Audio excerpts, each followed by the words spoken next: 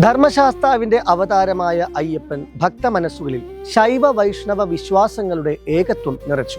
അയ്യപ്പനെ ആലോചിക്കുമ്പോൾ നമ്മുടെ മനസ്സിൽ നിറയുന്നത് ശബരിമല സന്നിധാനത്തെ ശക്തി ചൈതന്യമാണ്. നിത്യ ബ്രഹ്മചാരിയായി യോഗാസന സ്ഥിതനായി കാനന മധ്യത്തിൽ വിളങ്ങുന്ന ദിവ്യമൂർത്തിയെ കഠിന വ്രതത്തിന്റെ പിൻബലത്തോടെയെ ദർശിക്കുവാനാണ്. കല്ലും മുള്ളും നിറഞ്ഞ കാനന പാതകൾ താണ്ടി ശബരിമലയിലെത്തുന്ന അയ്യപ്പ ഭക്തന്മാർ ശാരീരിക ആസ്വാസ്ഥ്യം കൊണ്ട് ക്ഷീണിതരാകാറുണ്ട്. കഷ്ടപ്പാടുകൾ നിറഞ്ഞ യാത്രക്കിടെ ഇനി ഒരു യാത്രയില്ല എന്ന് പലരും ചിന്തിക്കുകയും പതിവാണ്.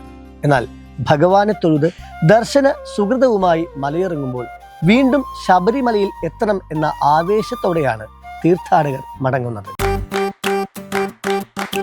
Presented by Chaikari, Kazhakkottam, near Infosys, Thiruvananthapuram. Chai, chai, chai, chai, chai, chai, Chaikari.